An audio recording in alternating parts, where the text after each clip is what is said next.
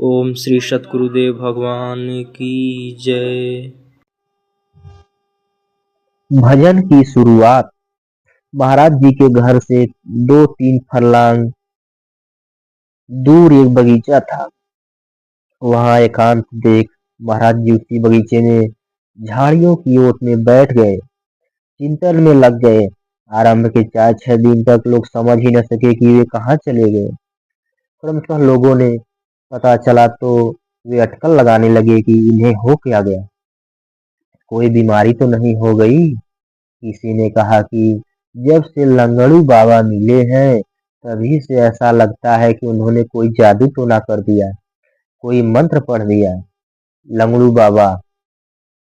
शिव मंदिर में जिन गुरु महाराज ने साधन क्रम बताया था, संपूर्ण क्षेत्र उन महान मानव को लंगड़ू बाबा या सत्संगी महाराज के नाम से जानता था। महाराज जी ने पहले भी 50 बार उन्हें देखा था। वे एक पांव के लंगड़े थे, इसलिए कोई उन्हें लंगड़ू भी कहता था। दुनिया पागल कहती थी और महाराज जी भी उन्हें पागल ही जानते थे। किंतु आकाशवाणी ने बताया कि आपके गुरु महाराज हैं, तभी वे समझ पाए। वस्तुतः वे तत्वदर्शी महापुरुष थे। योग की रहस्यमय ब्रह्म विद्या उनके पास थी। सदगुरु के सारे गुण उनमें थे, किंतु लोग उन्हें पागल ही समझते रहे। घर और गांव के लोग सत्संगी महाराज को ढूंढने में लग गए। संगी साथी सभी खोजने जुट गए कि मिले तो उनकी पिटाई की जाए। उन्होंने हमारे लड़के को न जाने क्या सिखा दिया। लोग ढूंढते ही रह गए, किंतु सत्संगी महाराज का कहीं पता ही न चला। 4 माह पश्चात वे दिख पड़े तो पूरा गांव ही उमड़ आया। माँ तो पीछे पड़ गई। बाबा, कौन सा जादू टोना कर दिया, हमारे लड़की को बर्बाद कर दिया। वे जोर से बिगड़े हूँ, हमने बर्बाद कर दिया। अपना कर्म नहीं देखती। कोई पागल होता है, कोई मरता है, कोई जीता है, तो इसमें हम क्या करें। अपने लड़कों को घर क्यों नहीं ले जाती। सचमुच बाबा का मंत्र बड़ा प्रभावशाली निकला। उन पर जब विश्वास हो गया तो कोई क्या उठा ले जाता। सतगुरु के परकाया प्रवेश से मन का रुकना। पर्यटन करके 4 माह पश्चात जिस दिन सतगुरु महाराज लौटे, उस दिन आपका मन भजन करने में अधिक रमा। आपने गुरु महाराज जी से विनीत भाव से प्रार्थना की कि क्या कारण है कि भजन में आज की तरह मेरा मन कभी स्थिर नहीं हुआ। आश्वासन पूर्ण सहजवाणी में गुरुदेव बोले कि मैं तुम्हारे मन को पकड़ ध्यानस्थ हो जाता हूँ। अब परमहंस महाराज जी विचार करते हुए इस निष्कर्ष पर पहुंचते हैं कि गुरुदेव महाराज जी के 6 शिष्यों का विकास शायद इसी कारण से नहीं हो पाया कि महाराज जी मन पकड़कर छोड़ देते हैं। फलतः मन की अस्थिरता होने के कारण कुछ समय उपरांत उन्हें अशांति का अनुभव होने लगता है। आपने इस प्रक्रिया को समझकर साधु अनुरोध गुरु महाराज जी से प्रार्थना की कि कृपया मेरा मन न पकड़ा जाए, वरन मेरे ध्यान में वह क्षमता प्रदान की जाए जिससे मैं पूर्ण रूपेण मन के चांचल्य को अवरुद्ध कर स्थिर कर लेने में समर्थ हो सकूं। मन यदि पकड़ने के उपरांत पुनः आपके द्वारा छोड़ दिया जाएगा तो स्वाभाविक चंचलता आ जाएगी। अतः आंतरिक संबल प्रदान कर ही मुझे अनुग्रहित करने की कृपा करें। तब आशीर्वाद देते हुए गुरु महाराज जी ने कहा कि ऐसा ही होगा। पर काया प्रवेश करके किसी के मन को उन्नतोन्मुख कर देना, मोड़ देना, ध्यानस्थ कर देना आदि गुरु महाराज जी के लिए एक साधारण बात थी।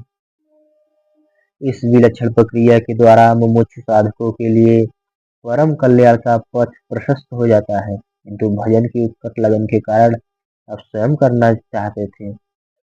उस दिन से महाराज जी स्वयं प्रयत्न कर ध्यान में लगने लगे। 4 महीने में ही हृदय में स्वरूप पकड़ में आ गया और ध्यान लगने लगा।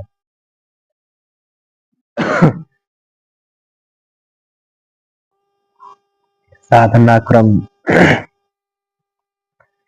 आप रात्रि 2 बजे से प्रातः 6 बजे तक आत्मचिंतन में अनुरक्त रहते थे। प्रातःकालीन दैनिक क्रियाओं से निवृत्त होने के पश्चात पुनः ध्यानस्थ हो जाया करते थे। आत्मचिंतन के लिए उपयुक्त एकांत वातावरण चाहने के उपरांत भी प्रायः सत्संग प्रेमियों से अनिश्चित भाव से सत्संग करते थे। निशा के प्रथम पहर में 9 बजे तक सत्संग से निवृत्त हो जाया करते थे। न ब्रह्म मुहूर्त में उठकर इष्टोपासना में रत हो जाते थे। निरंतर साधनारत रहने के परिणाम स्वरूप परमहंस महाराज जी की यह स्थिति हो गई कि दिन प्रतिदिन कृशकाय होने लगे और उनकी पाचन शक्ति बिगड़ गई। भोजन की इच्छा ही नहीं होती थी। निद्रा संयत होने लगी। कोई पास में आकर बैठ जाता तो महाराज जी को ऐसा लगता कि यह कब उठकर चला जाए। किसी का बैठना और बोलना अच्छा नहीं लगता था। लोगों का आना क्रम कम हो गया, किंतु पुत्र की इस शारीरिक दशा की देखकर माता का हृदय करुणा से भर गया। वो उनके साधना स्थल में ही पहुंचकर उन्हें स्वल्पाहार के लिए बाध्य किया करती थी। क्रमशः शारीरिक क्षीणता को देखकर जनमानस में संदेहास्पद चर्चा हो गई कि आप पीलिया के रोगी हैं, न कि योगी। जब ऐसी संदिग्ध चर्चा व्यापक रूप से होने लगी तो यदा कदा आपके मन में भी खिन्नता की लहर दौड़ जाती थी। ऐसी विषम परिस्थिति में अंतर्देश से आश्वस्त रहने के लिए अनुभव हुआ करे कि साधना में पवित्र रहो, भावी उपलब्धि मंगलमय है। जब महाराज जी गृह त्याग कर साधनारत हो गए, साथी पहलवानों ने निश्चय किया कि संत जी की कुछ न कुछ सेवा कर दिया करें, उनसे भजन सिखा जाए, उनकी बुद्धि सुलझाकर घर गृहस्थी की ओर मोड़ दिया जाए। वे महाराज जी की सेवा में लग गए। उन्होंने वहां बगीचा लगाया। श्री परमहंस जी की वाणी, निद्रा का विधान। 24 घंटे में 4 घंटे से अधिक सोना योगी के लिए अत्यंत घातक है। तीव्र अनुराग या विरह वैराग्य वाले साधकों को निद्रा आती ही नहीं। उनका एक एक दिन तो सदियों की तरह कटता है। इन लक्षणों से विहीन माइक शत्रु रूपी निद्रा से पराजित होकर आप सोते हैं और जन्मांतरों में सोना ही है।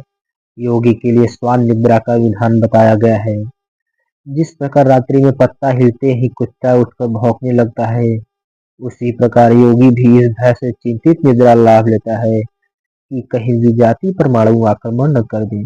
विरही को कब नींद आती है, अतः मन को दिखाते हुए इससे सतत संघर्ष करते रहना चाहिए।